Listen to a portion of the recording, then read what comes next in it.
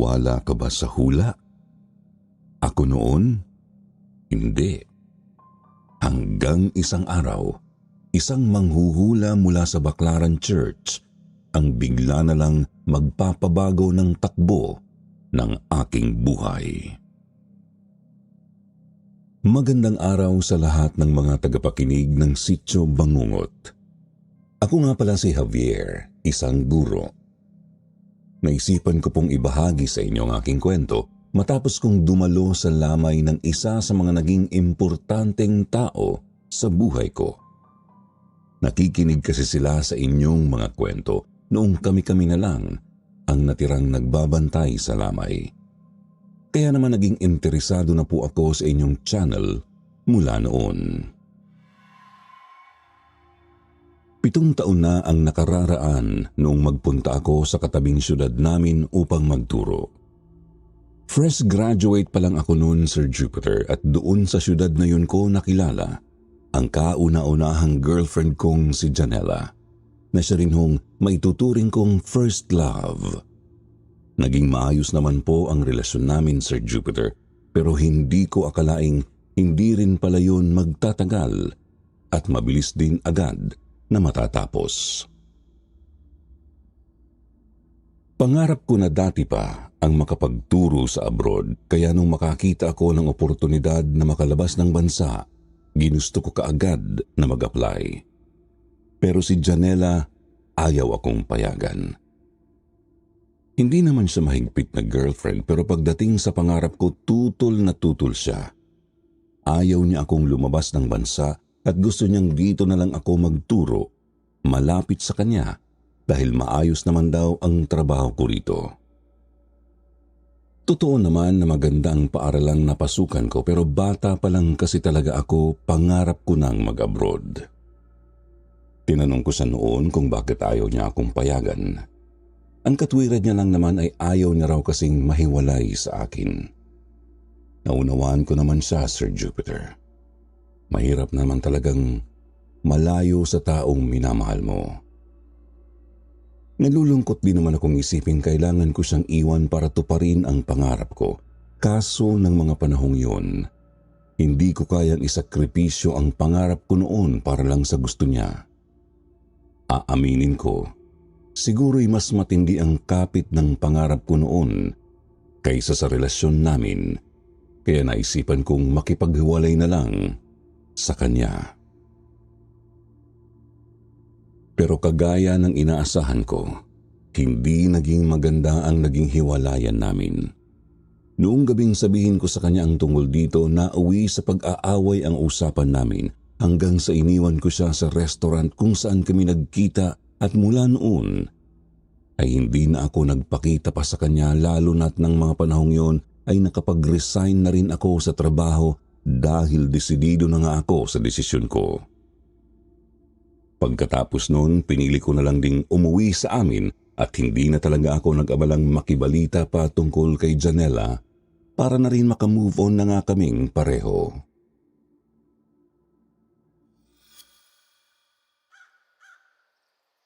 Hanggang isang umaga, araw ng linggo yun, kaya naisipan naming pamilya na magsimba.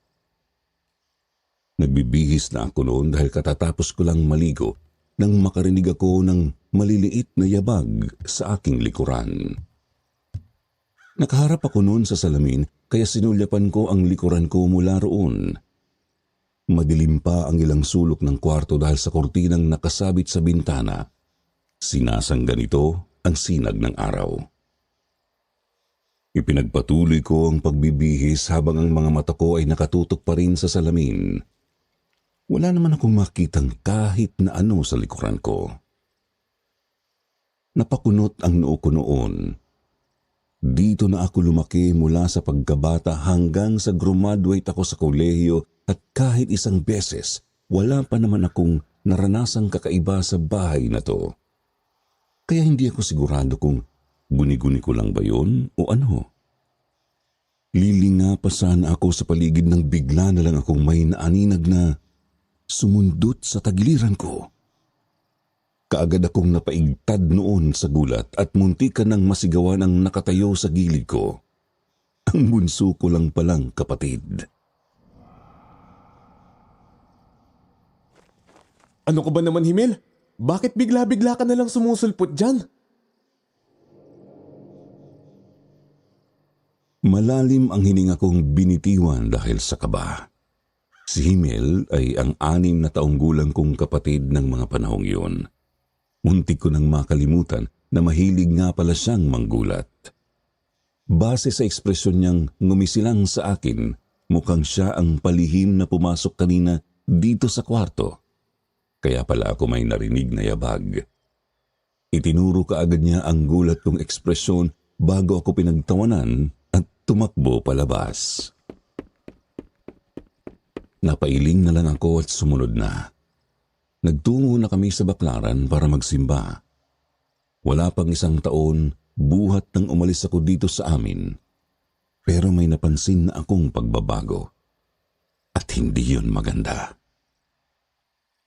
Parang dumami kasi bigla ang mga pulubing na mamalagi sa labas at nanlilimos sa mga naglalabas-masok sa baklaran noon. Isa rin kami sa mga hiningian nila. Pagkalabas pa lang namin, mga nakalahad na kamay na agad ng mga bata ang bumungad sa amin.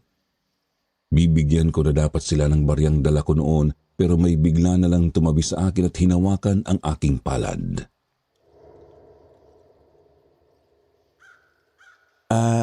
Excuse me po. Ano pong ginagawa nyo?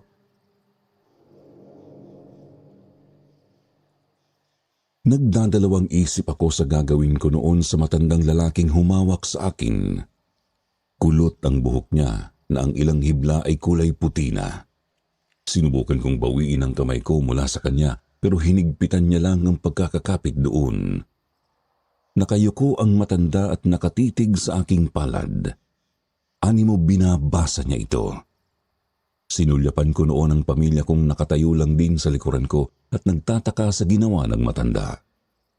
Mukhang sila rin ay nalilito kung papasok na ba sila at iiwan ako o hindi. Pero dahil sa makahulugan kong pagsulyap, lumapit kaagad si Papa sa amin. Siya ang pumagitna sa amin kaya napabitiw ang matanda. Pasensya na ho kayo, Tatang. Mag-uumpisa na ho kasi ang misa. Tumalikod na ako at nagsimulang humakbang pero muli ay pinigilan ako ng matanda.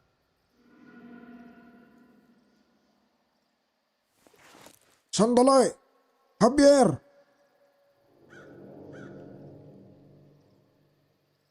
Bigla akong napahinto sa paglalakad nang marinig kong tinawag niya ang pangalan ko. Napalingon agad ako sa kanya pabalik. Ha? Teka, Tatang. Kilala niyo ho ako? Kaagad akong nag-isip noon kung dati ko na bang nakasalamuha ang matandang yun. Nakakahiya naman kasi kung magkakilala pala kami tapos hindi ko siya matandaan. Subalit kahit anong pag-iisip ko noon wala talaga akong matandaan.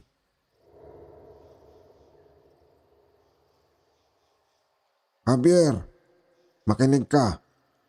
May magandang balitang darating sa buhay mo. Isang oportunidad na noon pa man ay ninanais mo na. Pero kailangan mo mag-ingat sa iyong mga desisyon dahil maaaring maging trahedya ang kaakibat nito. Mag-iingat ka, Javier. Isang babala ang sinambit niya bago niya ako tinalikuran at iniwang naguguluhan, Sir Jupiter. Nakarating ako sa bahay habang naglalakbay ang isipan. Nagtanong ako kina Mama at Papa kung sino ang matandang yun pero pati sila ay hindi rin siya kilala. Dagdag pa ni Papa huwag ko na lang daw pansinin ang sinabi nito dahil kadalasan sa mga umaaktong manghuhula sa daan ay puro lang naman ng kasinungalingan. Hindi rin daw katiwa-tiwala ang matanda kaya lalo pang rason yun na kalimutan ang mga salita niya. Kahit papaano, naibsan naman ang pag-aalala ko. Ang akala ko kapag natapos ang araw na yun, tuluyan na ring mawawala sa isipan ko ang mga salita niya. Pero nagkamali pala ako.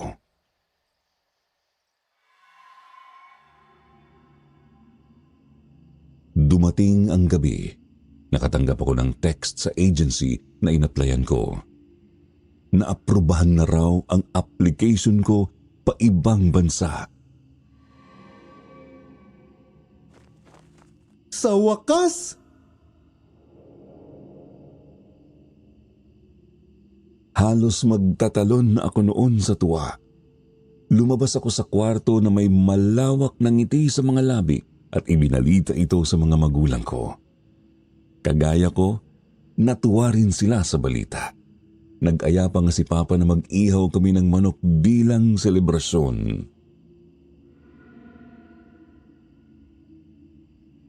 Makakapagturo na rin ako sa wakas sa abroad. Masaya ang naging kwentuhan namin ng pamilya ko nung gabing yun dahil suportado nila ako sa gusto ko. Hindi katulad nung kasama ko pa ang girlfriend ko na para akong masasakal sa pagtutol niya. Hindi ko rin alam kung bakit sumagi siya bigla sa isipan ko noon. Ipinagpatuloy ko na lang ang pagkain. Ngumunguya ako noon nang may bigla na lang akong makagat na matigas at matulis na bagay. Kinuha ko kaagad yun sa bibig ko. Muntikan na akong masuka nang makitang may nakagat akong animo putol na daliri ng tao.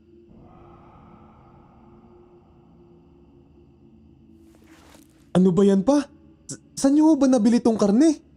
Bakit may nakasingit na putol na daliri dito? Nakakadiri!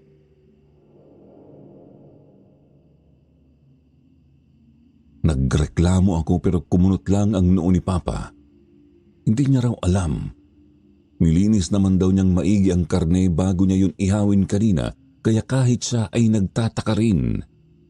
Nawalan na tuloy kami ng gana lahat dahil sa nangyari. Sinabi na lang ni Papa na babalikan niya bukas ang pinagbilhan niya ng karne para tanungin kung bakit may nakita kaming daliri doon. Natapos ang hapunan namin, dumiretso na kaagad ako sa kwarto ko para ihanda ang mga papeles na kailangan kong ipasa kinabukasan din mismo. Inilista ko sa isang papel ang ilang mga dokumentong kailangan ko pang kunin sa munisipyo namin. Maaga akong nagising kinabukasan. Ganoon din sina Mama at Papa. 6:00 kasi ang pasok ni Papa, kaya madaling araw pa lang naghahanda na si Mama ng umagahan namin. Sinilip ko ang madilim na paligid sa labas. Dapat pasikat na ang araw sa mga oras na ito. Pero nanatiling mabigat at maitim ang mga ulap. Mukhang uulan nung araw na yon, kaya di ko kinalimutang ipasok sa bag ko ang payong. Binitbit ko na ang bag ko pero natigilan ako dahil naramdaman kong parang bigla yatang bumigat ng husto ang dala ko. Ganun ba ako kabigat yung payong? Sinilip ko kaagad ang loob ng bag ko. Sa pinakamalaking zipper, payong lang ang laman nun. Binuksan ko ang pangalawang zipper ay doon ay nakita ko ang mga tila ginupit-gupit na papel. Wala akong maalalang nilagyan ko yun ng laman, ni hindi nga rin ako naggupit ng mga papel. Nung pinasok ko na ang kamay ko para tanggalin ang mga ito, isang mabalahibong bagay ang nahawakan ko. Dahil sa gulat natapon ko ang bag at nahulog mula roon ang nagbigay kaba sa akin. Gumulong sa sahig ang isang ulo. Natatakpan ng makapal na buhok ang halos kalahati ng mukha nito pero nakita kong wala itong mga mata. Ang balat din nito'y puno ng mga sulat ng ballpen na parang kinalaykay ng manok. Doon ko napagtanto na isa pala itong laruan. Ulo lang pala iyon ng manyikang inirigalo ko sa kapatid ko dati.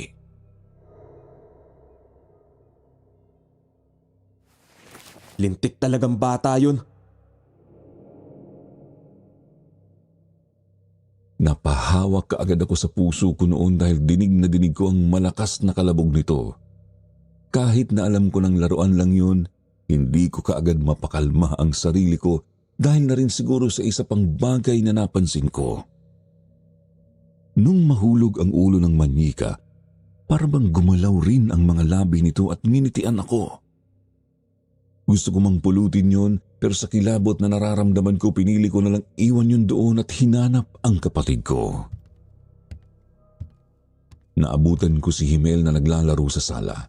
Nakasalampak siya sa sahig habang ang isang kamay ay nakahawak sa laruang robot. Tumatawa siya na para bang meron siyang kausap kahit na mag-isa lang naman siya doon sa pwesto niya. Pinagmasdan ko pa siya ng ilang segundo hanggang sa marinig ko siyang magsalita. At tuwang-tuwa pa. Padabog akong lumapit sa direksyon niya. Hoy Himel, ano na namang ginawa mo? Plano mo ba akong bigyan ng sakit sa puso?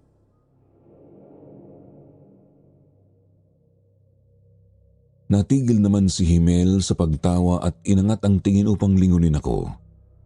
Napasimangot ito sa akin at sinenesan akong huwag daw akong maingay dahil may kakwentuhan daw siya. Bigla niyang itinuro ang gilid ko. Napasunod naman kaagad ang tingin ko roon. Napabuntong hininga na lang ako dahil wala namang nandoon bukod sa isang maliit na teddy bear na nakaupo. Siguro nga nasa edad pa si Himel kung saan malikot pa ang isipan niya. Sino naman yung kausap mo? Dahil sa tanong ko, bigla na lang humagikgik si Himel. Hinila niya ang laylayan ng damit ko kaya napaupo ako. Kaagad siyang may binulong sa akin noon. Isang babaeng nakasuot ng maputi at mabulaklak na damit ang kausap daw niya. Mahaba ang itim na mga buhok at maputi ang kutis. Palagi raw itong nakangiti sa kanya at may baon daw itong maraming kwento. Isa na raw doon ay kung paano daw kami nito nagkakilala. Kumunot kaagad ang noo ko at kaagad na lumayo kay Himel. Nabalot ng mga katanungan ng isipan ko dahil sa mga sinabi niya. Hindi ko inaakalang maririnig ko sa bibig ng kapatid ko ang pangyayari kung saan una kaming nagkita ng ex-girlfriend kong si Janela.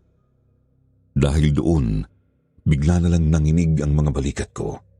Pagbaba ng tingin ko, nagsitayuan na pala ang mga balahibo ko sa braso.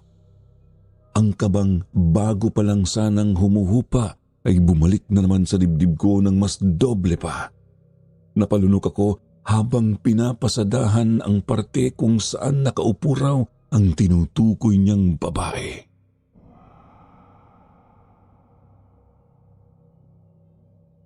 Sigurado ka ba sa mga pinagsasasabi mo? Tumango naman kaagad si Himel, dahilan para lalo akong malito. Ang duda ko noon, Sir Jupiter, baka narinig lang ni Himel kay Mama ang kwentong ito. Minsan ko na rin kasing nabanggit sa kanila ang tungkol sa amin ni Janela. Saka hindi rin ako naniniwala na may kausap talaga ang kapatid ko nung mga oras na yun.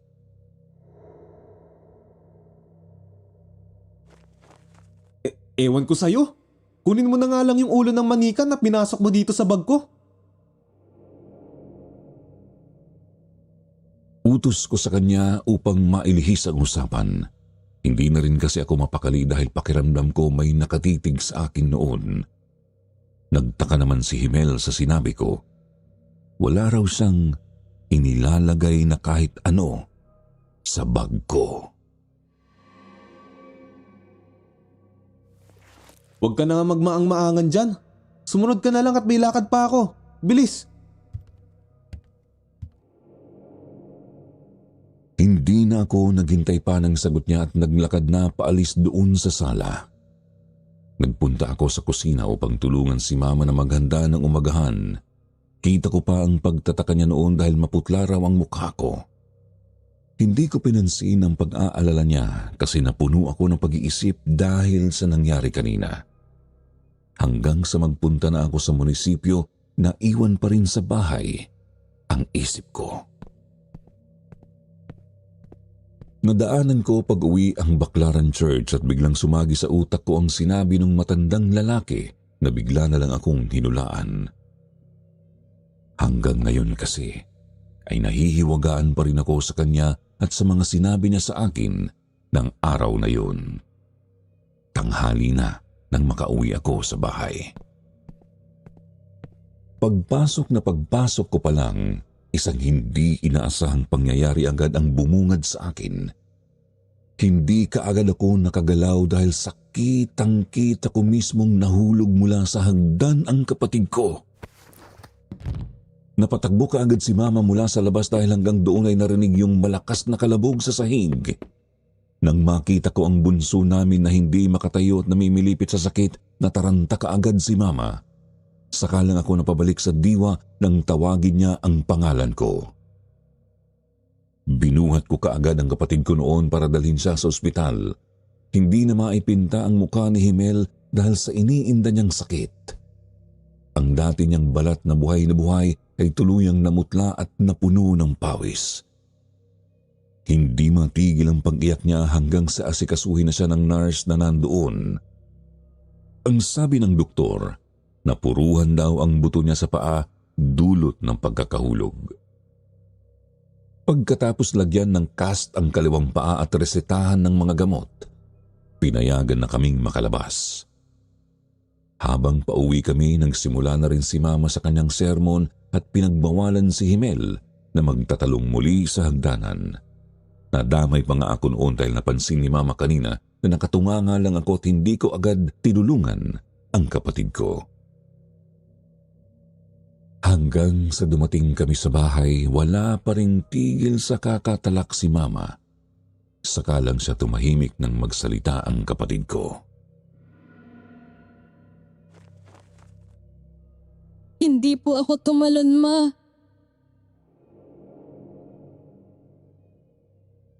Karga-karga ko ang kapatid ko noon.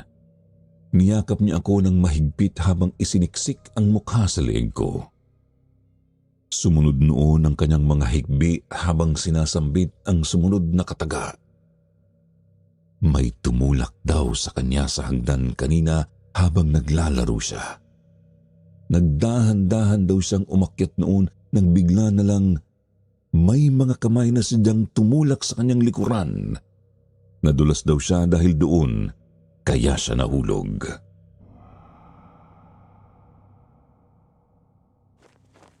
Si ate. Siya po ang nagtulak sa akin. Nagkatinginan kaagad kami ni Mama noon dahil wala namang ibang tao sa bahay kanina. Dalawa lang din kaming magkapatid at pareho kaming lalaki, kaya sino ang tinutukoy niyang ate? Ang sabi niya pa sa akin ay kilala ko raw ito. Ipinakilala pa nga raw niya sa akin kaninang umaga. Dahil doon napalunok ako. Sa mga oras na yon, hindi ko na alam kung paniniwalaan ko ba ang kapatid ko. Baka kasi nagsisinungaling lang siya para makatakas sa galit ni Mama. Kahit pa hindi naniniwala ang isipan ko, iba naman ang nararamdaman ng puso ko. Bumalik ang kaba ko. Tumindig ang mga balahibo ko sa katawan nang may maramdaman na naman akong mga titig na nakakaalibadbad sa akin. Wala naman akong makitang ibang tao sa loob o labas ng bahay namin. Hindi nagtagal, bigla na lang namatay ang ilaw sa bahay namin. Sumunod ang kulog sa labas hanggang sa mag-unahan na sa bubong namin ang mga patak ng ulan. Naglakad ako papunta sa kusina para kumuha ng kandilang nakapatong noon sa ref namin.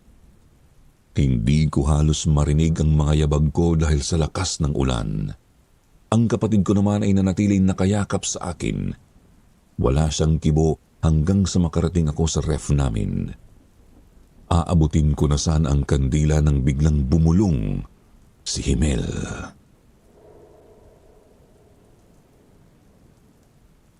Nandito siya, kuya. Isiniksik niya palalo ang mukha sa leeg ko. Animo may iniiwasan itong makatabi.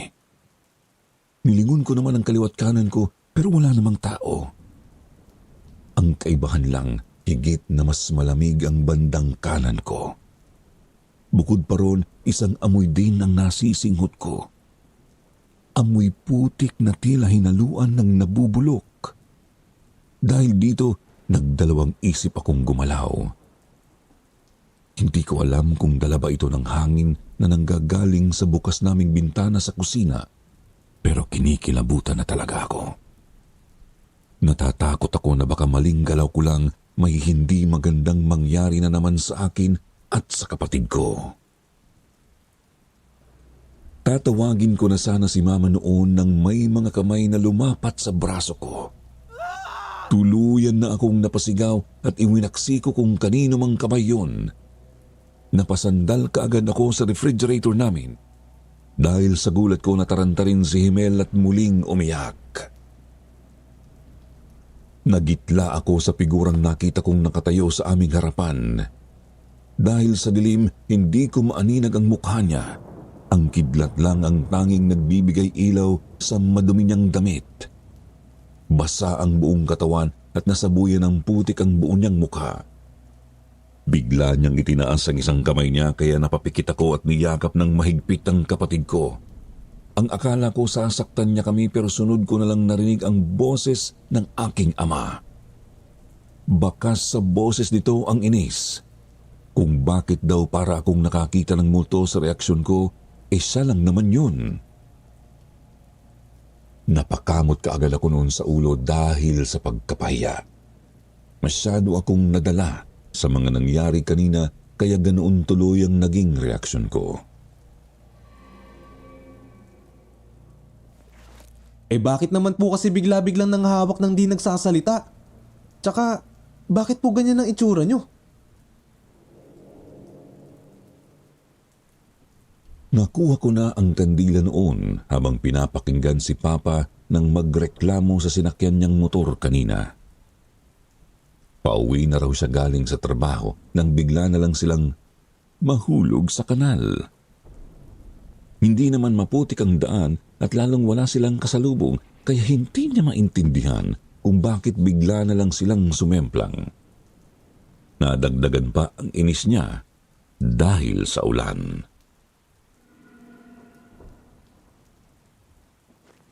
Baka lasing ang driver. Natahimik naman si Papa habang nag-iisip. Ilang sandali nagsalita ito na animo may napagtanto. Baka raw lasing nga talaga ang driver dahil may binanggit ito sa kanya habang pinapagalitan niya. May bigla na lang daw kasing humarang sa kanila sa daanan kaya biglang napaliko ang driver upang hindi ito masagasaan. Ewan ko ba nun pero napalunok na lang ako.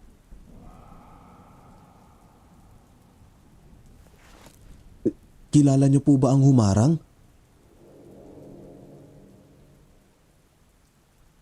Umiling si Papa noon. Isa raw babae ang bigla na lang iniluwa ng kalsada. Hindi daw sigurado ang driver sa mukha dahil panandalian lang naman daw niya itong nakita. Ang alam lang niya ay maputi raw ang damit na suot nito at mahaba ang buhok. Sinubukan nilang hanapin ang babae pero wala na raw ito sa paligid. Nang mabanggit ni Papa ang deskripsyong iyon, tuluyan ng hindi magkamayaw ang puso at isipan ko. Nalilito na ako kung dapat ko na bang paniwalaan ang mga sinabi ng kapatid ko kanina. Naudlot ang iniisip ko nang biglang itanong ni Papa kung nasaan si Mama at kung napano rin daw si Himel dahil nakita niya ang benda nito. Ipinaliwanag ko naman sa kanya ang nangyari kanina. Pagkatapos itinuro ko ang sala kung saan ko iniwan si Mama. Kumunot ang noo ni Papa noon dahil wala naman daw siyang naabutang tao sa sala. Sa katunayan pa nga, nakasara daw ang pinto kaya akala niya walang tao sa bahay.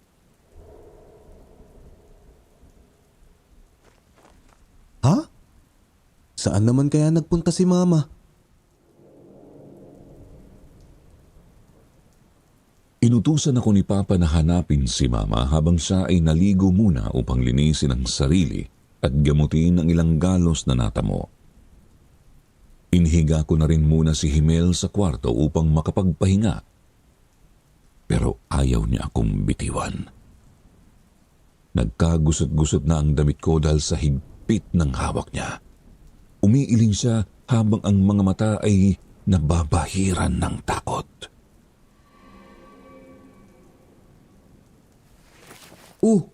Wag mong sabihin natatakot ka. Ang hilig mo nga akong gulatin eh.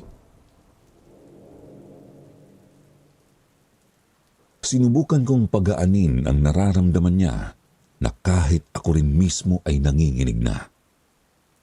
Hindi na ako nilubayan ng lamig sa tabi ko na animo sinusundan ako magmula pa kanina sa kusina.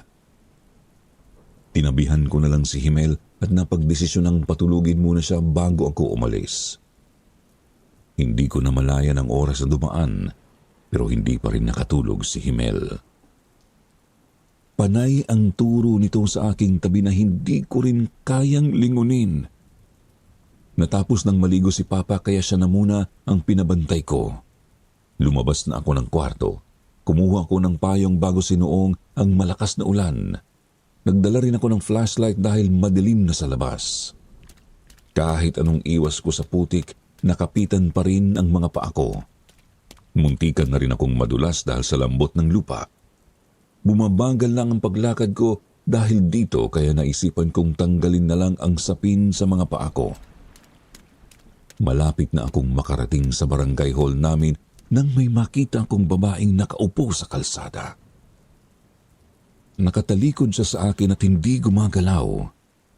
Tinutok ko kaagad ang flashlight sa kanya at napahinga ng maluwag nang makita kong kulay pula ang damit nito na kagaya ng kay Mama. Pati na ang buhok nito at postura ay kagayang-kagaya kay Mama. Kaagad akong sumigaw para tawagin siya.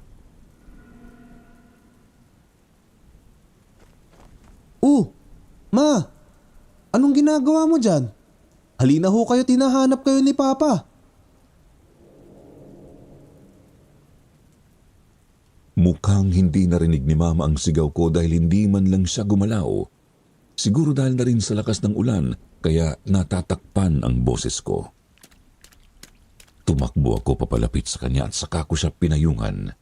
Basang-basa na kasi ang damit niya. Inalog ko ang braso niya. Napaigtad siya sa ginawa ko at mukhang doon lang natauhan. Napaangat kaagad ang tingin niya sa akin. Ang mga mata niya ay puno ng pagtataka. Tinulungan ko siyang makatayo habang tinatanong kung bakit siya nagpunta rito, pero maging siya, hindi rin alam ang dahilan. Ang huli raw niyang naaalala ay nasa loob daw siya ng bahay at kalaro si Himel.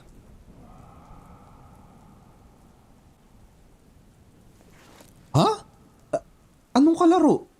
Galing lang tayo sa ospital ah. Biglang napakurap si Mama noon na parabang doon lang bumalik sa isipan niya ang lahat. Napahawak siya sa ulo nang bigla raw iyong sumakit. Hindi na muna ako nagtanong pa at inuwi na lang muna siya sa bahay dahil nanginginig na siya sa lamig. Pagbalik namin sa bahay, bumalik na ang kuryente. Kaagad na nilapitan ni Papa si Mama dahil sa sitwasyon nito. Hinayaan ko muna silang mag-usap at bumalik na ako sa kwarto ko. Nandoon pa rin sa sahig ko ang ulo ng manika. Gamit ang payong, tinusok ko ang butas sa leeg nito bago ko yon initsa sa labas. Napaupo kaagad ako sa kama noon habang napapabuntong hininga. Isang araw lang ang dumaan pero parang isang linggo na ang lumipas dahil sa daming nangyari. Nagkataon lang ba ang lahat ng ito? Sumagi naman bigla sa isipan ko ang sinabi ng matandang lalaki sa simbahan. Napahiga ako sa kama dahil parang sasabog na ang utak ko sa mga iniisip. Bumalik sa akin ang babala na iniwan niya sa akin. Sumunod din doon ang misteryosong babae na nakikita ng kapatid ko. Masama ang kutob ko rito. Itinuturo ng isipan ko na ang babaeng nakita ni Himel ay posibleng ang babae ring nakita ni Papa nung madisgrasya siya. Idagdag pa ang nangyari kay Mama. Inayos ko na lang ang pagkakahiga ko noon at napagpasyahang matulog na muna. Abala pa naman sina mama at papa na mag-usap, kaya saka na lang ako lalabas kapag maghahanda na ng hapunan. Inabot ko ang unan ko. Napakunot ang noo ko nang may maumbok akong naramdaman sa pisngi ko pagkatapos ko itong higaan. Binuksan ko kaagad ang punda nito at pinasok doon ang kamay ko.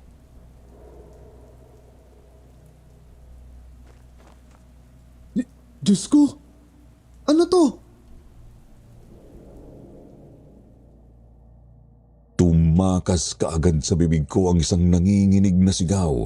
Nabitiwan ko ang hawak ko.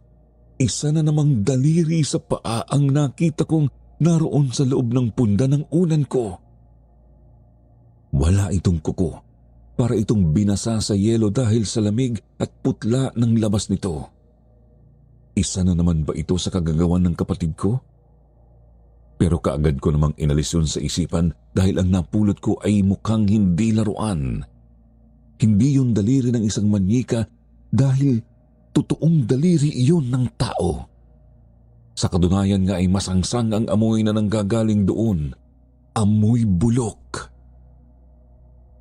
Napabalikwas kaagad ako habang hindi inaalis ang tingin doon. Atras ako ng atras hanggang sa mapunta ang atensyon ko sa ilalim ng kama nang may mapansin akong gumalaw mula roon.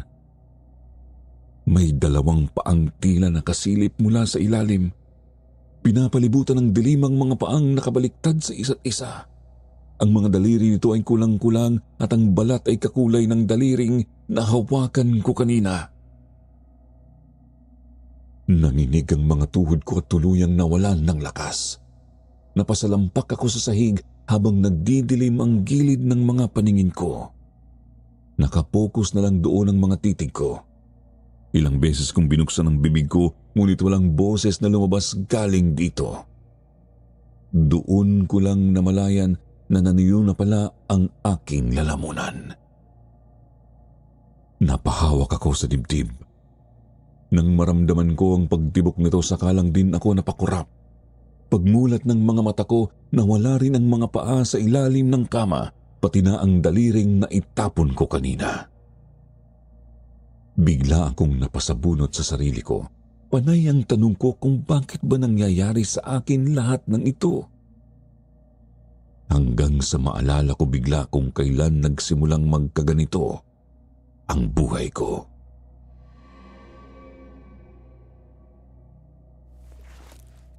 Yung matanda sa baklaran. Siya. Simula nang lapitan niya ako, kung ano-ano ng kababalaghan na nangyayari sa akin eh. May sa demonyo yata ang matandang yun.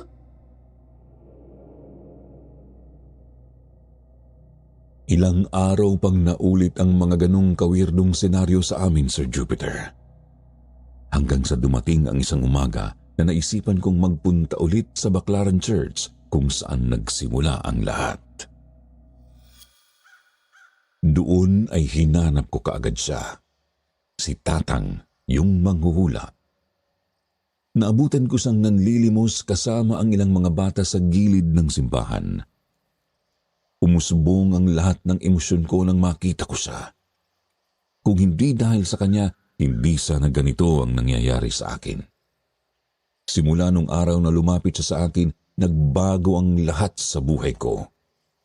Sinugod ko kaagad ang matanda. Napaangat kaagad ang tingin niya sa akin at bigla siyang napangisi nang makilala ako. Dahan-dahang tumayo ang matanda. Sinabi niyang sundan ko raw siya kaya ginawa ko naman yun. Nagpunta kami sa likurang parte ng simbahan. Nang tumigil siya sa paglalakad, doon ko na siya hinarap.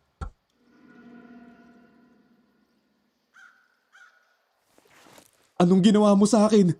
May binigay ka ba sumpa sa akin, ha? Bakit nagkakaganito ang buhay namin?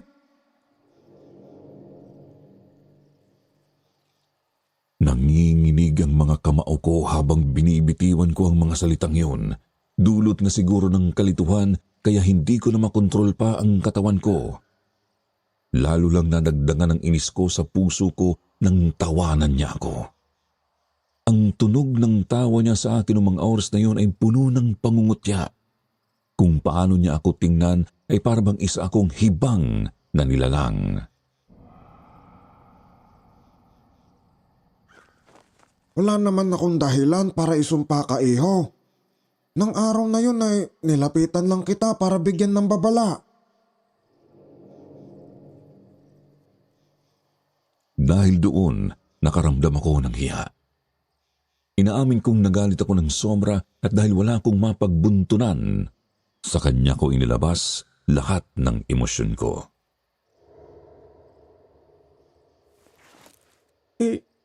Kung ganun, bakit nangyari lahat ito sa akin? Nagsimula lang naman ito lahat nung hulaan niyo ko eh. Nagsumbong ako sa matanda tungkol sa mga nangyari sa pamilya ko. Hindi ko rin kinalimutan ang mga nakagigimbal na mga bagay na nakikita ko. Siguro kung may ibang tao ang nakarinig sa mga pinagsasabi ko, baka mapagkamalan na akong baliw. Halata sa boses ko ang pagkadesperado dahil pakiramdam ko hindi na ako aabot pa ng isang gabi kapag naranasan ko ulit ang mga iyon.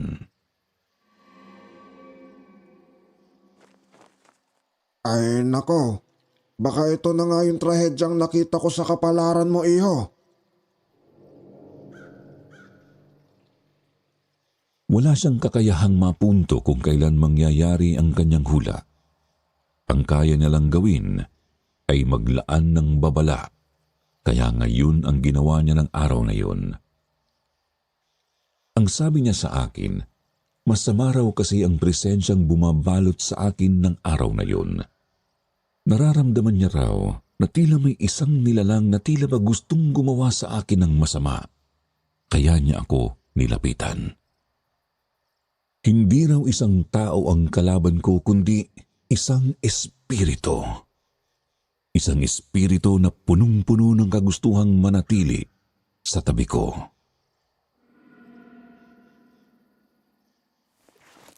Malakas ang kutob kong kilala mo siya, iho. Hindi ko maintindihan ang sinasabi niya noon dahil wala naman akong kakayahang makipag-usap sa mga espiritu. Ni hindi ko rin naranasang makakita o makaranas man lang ng mga kababalaghan dati. Nito lang talaga nung umuwi ako rito sa amin. Humingi ako ng tulong sa manghuhula pero hindi na niya ako sinagot pa. Bumalik siya ulit sa pwesto kanina at kahit anong kulit ko, hindi na siya kumibo. Para bang bigla na siyang tinakasan ng sarili niya, parang biglang nawalan ng buhay ang mga mata ng manghuhula na ipinagtaka ko talaga ng todo. Wala akong ibang nagawa kundi ang umuwi. Hindi ko mapigilang mataranta sa tuwing may nakakasalubong akong taong nakaputi. Kahit hindi ko pa nakikita mismo ang sinasabi ng kapatid ko, pakiramdam ko nakamatsyag na siya sa akin. Hindi na kasi nawala ang pakiramdam ko na parabang palaging merong nakasunod sa akin. Kuminsan, nararamdaman kong hinihipo niya ang likuran ko. Kung minsan ay ang malamig na hanging dumadaan sa batok ko o di kaya ay mga bulong na kung minsan ay hindi ko naman matanto kung guni-guni ko lang ba o totoo. Tila ba naghahanda lang siya ng tiyempo para sumulpot sa harapan ko. Kung ilalarawan ko ang hitsura ko noon, mukha na akong napapraning, Sir Jupiter. Bago pa ako makauwi sa amin, biglang bumuhos ang ulan. Wala akong dalang payong noon kaya sumilong muna ako sa kalapit na tindahan. Yakap-yakap ko ang sarili ko dahil sa ihip ng malamig na hangin. Nababasa na rin ang mga paa ko dulot ng pisik ng ulan. Tahimik lang akong naghihintay na tumila ito nang may malambot na bagay na naman na ang humaplos sa mga braso ko na tila ba niyayakap ako. Napahigit ako sa aking hininga at nilingon ng aking likuran. Walang tao ang naruroon bukod sa tindera na nasa loob. Imposibleng siya ang humawak sa akin dahil nakarehas at may screen pa ang tindahan niya. Hindi ko napigilang isiping baka isa na naman ito sa mga kababalaghang nangyayari sa akin itong mga nakarang araw. Bago pa ako makapagdasal noon, isang pagsipol ang umalingaw-ngaw sa aking tenga. Pamilyar ang tono ng pagsipol na yon, subalit hindi ako natuwa. Lalo akong kinilabutan dahil nasasapawan nito ang lakas ng ulan. Muli akong napatingin sa kalsada hanggang sa mauwi sa isang direksyon ng paningin ko. Hindi kalayuan sa tinatayuan ko, may isang babaeng paika-ikang naglakad dahil baliktad ang mga paa nito. Namilog ang mga mata ko dahil ang mga paang yun ay kagayang-kagaya sa nakita ko kagabi. Napaatras kaagad ako habang hindi maalis ang tingin ko sa kanya. Nanginig ang mga labi ko nang makita ang kasuotan niya. Kulay puti at puno ng mga bulaklak ang damit niya, ngunit nabahiran na ito ng kulay pula na sa tingin ko ay dugo. Ang itim at mahaba nitong buhok ay kumapit na sa maputla nitong mukha dahil sa ulan. Ang mga mata niyang hindi kumukurap ay nakatitig sa akin na parabang pati ang kaluluwa ko ay nagagawa niyang titigan. Bumubuka ang bibig niya na parabang may gusto siyang sabihin sa akin pero hindi ko yun marinig. Walang boses na lumalabas sa lalamunan niya. Higit sa lahat, walang kamay ang mga braso niya. Tuluyang nilubayan ng utak ko ang pag-iisip at sinuong ang ulan habang nagsisigaw. Ilang beses akong natumba noon sa pagmamadali ko. Naiwan ko na rin ang isang piraso ng tsinelas ko nang bumaon ito sa malambot na lupa. Wala na akong pakialam noon kung madungisan ang pantalon ko sa putik. Hindi ko yun kinuha at hindi na rin ako lumingon. Natatakot ako na baka paglingon ko ang mukha niya ang bumungad sa akin. Hindi ko na malaya na tumutulo na pala ang mga luha ko habang isang alaala ang nagpakita sa aking isipan. Ang huling araw na nakita ko si Janela. Yun din ang araw na nakipag-break ako sa kanya at nauwi iyon sa alitan. Nagmakaawa siya sa akin noon na huwag ko raw siyang iwan na baka may ibang paraan para hindi lang ako tumuloy sa pag-alis ko. Bumalik sa isipan ko ang pagluha niya at ang mga katagang binitiwan niya sa akin. Binaliwala ko lang ang mga banta niyang hindi ako tatantanan noon dahil akala ko makakalimutan niya rin ako na hindi magtatagal ay makakahanap din siya ng panibagong mamahalin. Subalit nagkamali ako, Sir Jupiter. Isang malaking pagkakamali na iniwan ko siya. Kasi ang babaeng nakita ko ay walang iba kundi si Janela. Hindi ako pwedeng magkamali dahil ang damit na nakita ko ay ang damit na suot niya noong araw na naghiwalay kami. Yun din ang regalo ko sa kanya noong kaarawan niya. Bukod pa ron, ang tono ng pagsipol kanina ay ang kinaugaliang sipol ni Janela sa tuwing nagtatawag siya ng hangin. Parang pelikula na nanumbalik sa utak ko ang mga sinabi sa akin ng kapatid ko. Ang aksidente ni Papa at ang sinabi ng manghuhula kanina. Lahat ng yun nagkukonekta at itinuturo si Janela. Para na akong basang sisiw nang makarating ako sa bahay namin. Nagulat din si Mama sa pagdating ko pero hindi ko na pinansin ang mga tanong niya at dumiretso sa kwarto. Naghubad na ako at nagbihis. Habol-habol ko pa rin ang paghinga ko hanggang sa mahiga ako sa kama. Nagtalukbong ako ng kumot habang nanginginig sa lamig. Parang may sariling buhay ang mga luha kong tumutulo kahit na nakapikit na ako. Ang tanging hindi ko maintindihan ay kung bakit si Janela ang babaeng yun. Bakit siya naging ganun? Wala namang mga kababalaghang nangyari nung magkasama kami at wala rin akong napansing kaduda-duda sa kanya.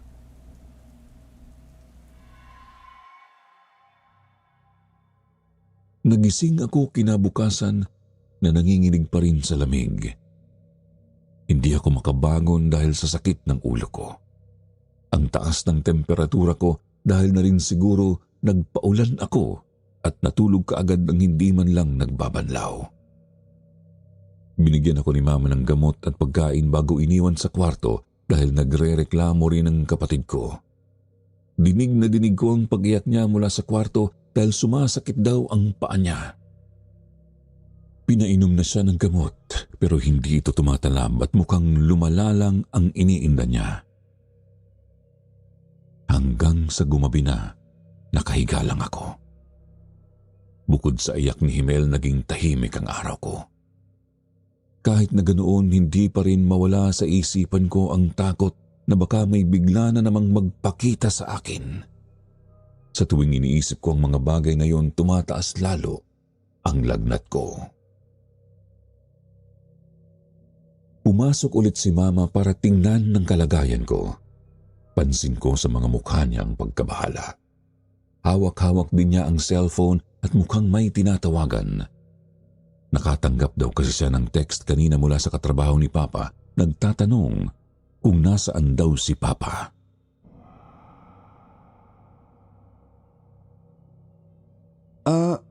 Pumasok po siya kanina, di ba?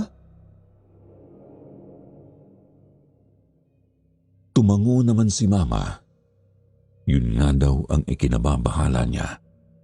Maaga itong umalis kanina papuntang trabaho, kaya bakit hinahanap siya ng mga kasamahan niya? Sinusubukan niya raw tawagan si Papa pero hindi rin ito sumasagot.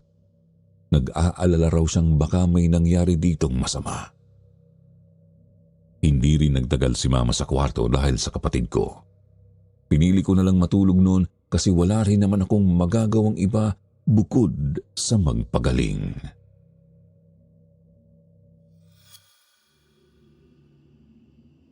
Sa gitna ng gabi, bigla na lang akong nagising dahil sa kaluskos mula sa pinto. Nilingon ko ang direksyon ng pintong nakaawang. Mukhang nakalimutan yata ni Mama na isarado ito kanina. Pipikit na sana ako ulit nang mapalitan ang mga kaluskos ng mga yabag. Kumabog ng mabilis ang puso ko. Ipinagdasal ko na sana nananaginip lang ako ng mga oras na yon, pero nang marinig ko na naman ang sipol, huli na para kumbinsihin pa ang sarili ko.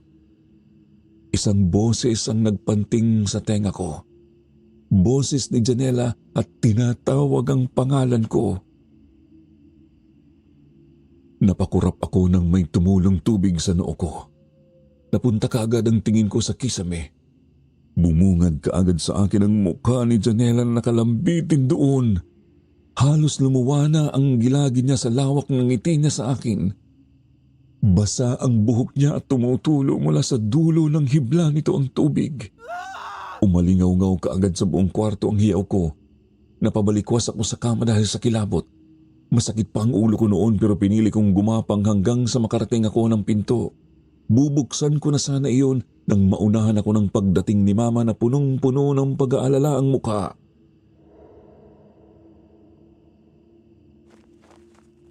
Ma! Tulong!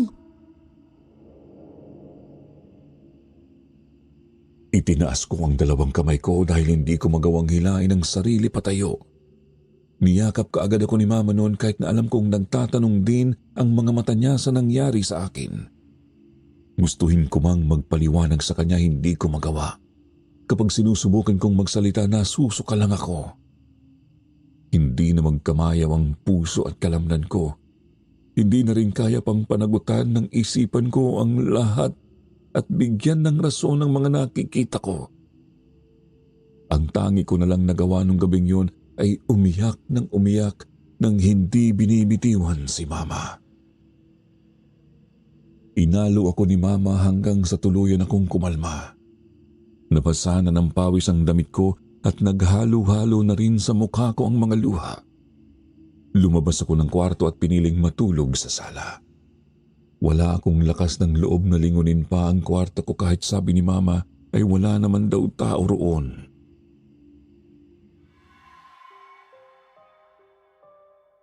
Kinabukasan dama ko ang pagod sa buo kong katawan. Nananakit din ng tuhod ko sa paggapang ko kagabi. Ako lang mag-isa ang naiwan sa bahay namin dahil umalis si Mama kasama si Himel papuntang ospital. Ipapatingin niya raw ulit ang kapatid ko dahil lumalala ang pakiramdam nito. Balak niya na ring isama ako pero tinanggihan ko dahil humupa na naman ang lagnat ko. Nakarinig ako ng boses sa labas ng bahay namin kaya lumabas ako para pagbuksan ito. Pamilyar ang boses niya sa akin. Pagbukas ko ng gate, bumungad sa akin ang mukha ng mama ni Janela. Bakas sa mukha niya ang galit. Mungto ang mga mata niya na parabang kagagaling lang nito sa walang humpay na pag-iyak.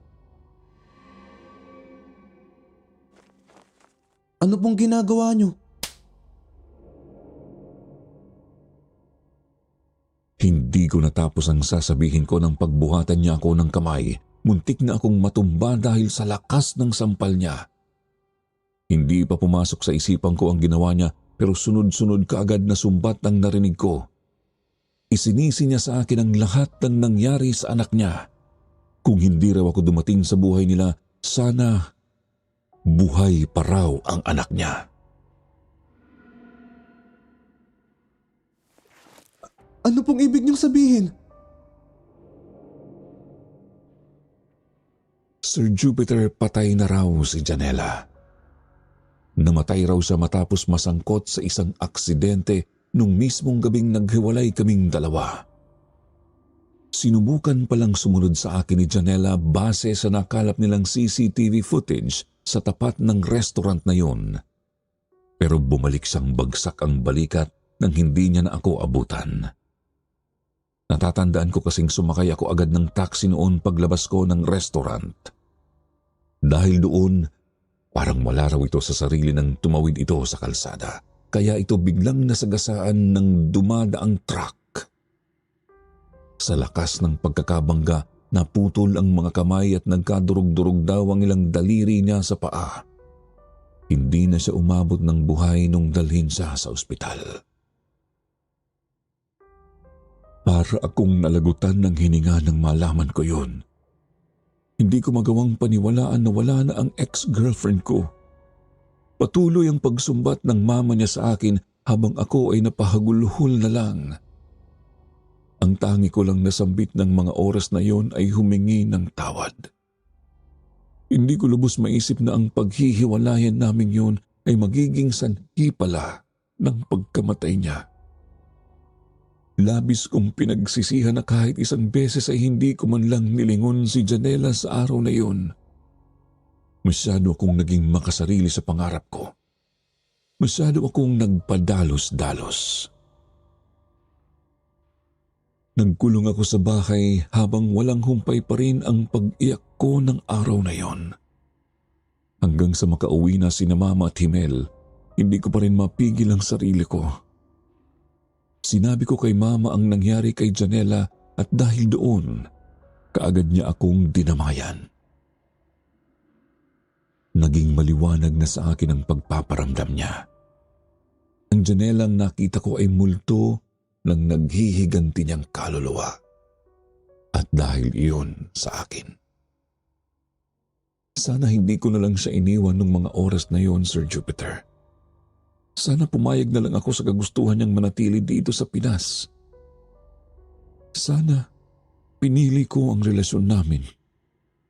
Mukhang ito na yata ang trahedya na tinutukoy ng matanda. Sumunod na araw, nagpaalam ako kay Mama para bumisita sa puntod ni Janela. Kahit hindi ako nakatulog noong gabi, pinili ko pa rin lumabas noon dahil hindi na ako pinapatahimik ng konsensya ko. Pagdating ko sa puntod niya, halos hindi pa rin ako makapaniwala na wala na nga talaga siya. Inalayan ko siya ng paborito niyang bulaklak habang humihingi ng tawad. Kung pwede ko lang ibalik ang oras, baka nabago ko ang nangyari sa kanya, pero bukod sa mga bulaklak, ang pagsisisi lang ang kaya kong ibigay sa kanya. Napagdesisyonan ko rin nung araw na yon na hindi na ako tutuloy pang lumabas ng bansa at dito na lang ako magtuturo gaya ng gusto niya. Alam kong huli na ang lahat para doon, pero wala na talaga sa ayos ang utak ko ng mga panahong yon. Pag-uwi ko sa bahay, naabutan ko kaagad ang ingay sa loob. Dali-dali akong pumasok noon kasi akala ko may nangyaring masama. Nakauwi na pala si Papa. Nakita raw siya ng mga katrabaho niyang natutulog sa loob ng banyo. Nung tinanong ko siya tungkol doon, wala siyang naisagot sa akin dahil siya rin mismo ay hindi maalala kung ano ang ginagawa niya ron. Nung gabi ring yun, hindi na umiyak pa si Himel dahil sa sakit ng kanyang paa. Pagkapasok ko rin sa kwarto ko, magaan na ang pakiramdam ng buong sulok nito. Isa pang ikinagulat ko ay mahimbing akong nakatulog nung gabing yun. Para bang nawala lahat ng mga kaguluhan pagkatapos kong magdesisyon. Hindi rin nagtagal habang nag-a-apply ako ng bagong trabaho noon. Nabalitaan ko na lang na nagsara pala ang agency na sinubukan kong pasukan dati para makapag-abroad matapos iyong ma-raid ng mga pulis. Napag-alaman na isa palang scam ang kumpanyang yun. Doon ko lang napagtanto kung bakit tila ganun na lang ang pagtutol ni Janela na umalis ako ng bansa na hanggang kamatayan niya, hindi niya pa rin ako tinantanan. Pakiramdam ko nga'y ginamit niya lang din yung matandang manghuhula sa Baclaran Church para iparating sa akin ang babalang hindi niya nasabi sa akin noong nabubuhay pa siya. Dahil doon, hanggang ngayon dinadalaw ko pa rin ang puntod niya dahil nandito pa rin sa puso ko ang pagsisisi. Siguro habang buhay ko na itong dadalhin hanggang sa mamatay ako. Muli, ako nga po pala si Javier at dito ko na po tinatapos ang aking kwento. Marami pong salamat sa inyong pakikinig at magandang araw sa inyong lahat.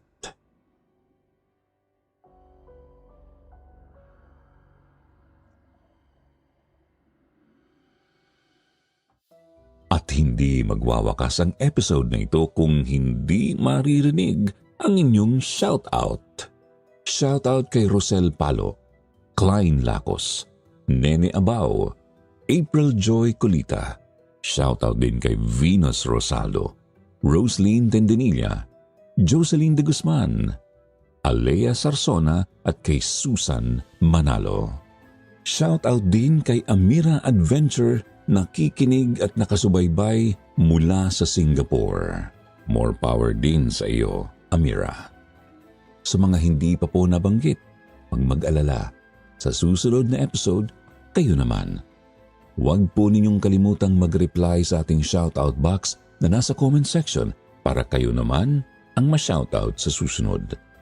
Muli po mula sa bumubuo ng Kwentong Takip Silim, Sitio Pangil at Sitio Bangungot. Ito po ang inyong lingkod, Jupiter Torres, nagpapasalamat.